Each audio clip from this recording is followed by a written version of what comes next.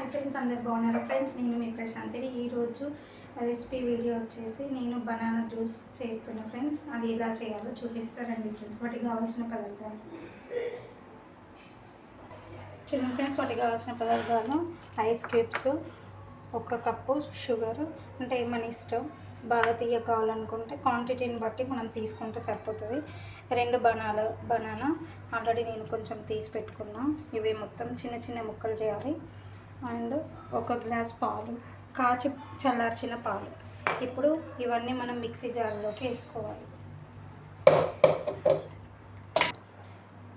చూడండి ఫ్రెండ్స్, ఇప్పుడు మనం ఇందులో మంచిగా చిన్న చిన్న కట్ చేసుకొని వేసుకోవాలి.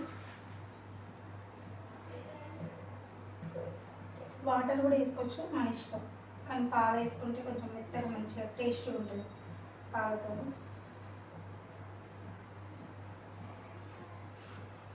ఇందులో ఇంకా ఇలాచి పౌడర్ కూడా వేసుకోవచ్చు, కాకపోతే నేను వేయట్లేదు.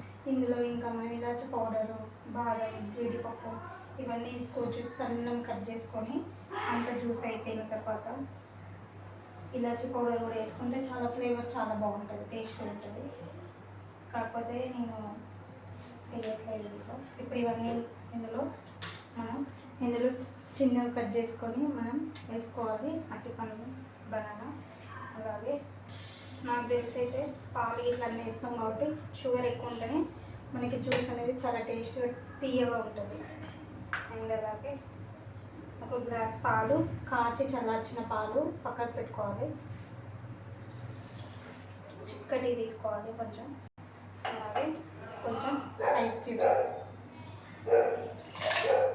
మనకి చల్లగా బాగుంటుంది టేస్ట్కి. మళ్ళీ జ్యూస్ అయిపోయిన తర్వాత మళ్ళీ కొన్ని ఐస్ క్యూబ్స్ మళ్ళీ మనం గ్లాస్లో వేసుకోవాలి. ఇప్పుడు ఇది మనం మెత్తగా మిక్సీ పట్టుకోవాలి.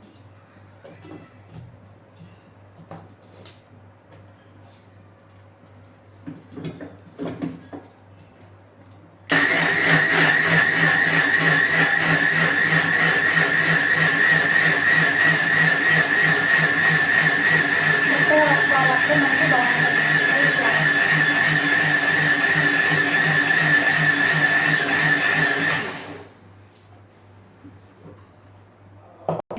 మన బనానా జ్యూస్ రెడీ అయిపోయింది. ఇందులో రోజ్ మిల్క్ కలర్ ఉంటుంది కదా, అది కూడా మనం యాడ్ చేసుకోవచ్చు. అలాగే జీడిపప్పు, కిస్మిస్లు, బాదం పప్పు కూడా మనం ఇందులో యాడ్ చేసుకోవచ్చు. చాలా బాగుంటుంది, చాలా టేస్ట్గా ఉంటుంది. మీరు కూడా ఒకసారి ట్రై చేయండి. అండ్ ఇప్పుడు ఇది మనం ఒక గ్లాస్లోకి తీసుకుందాం.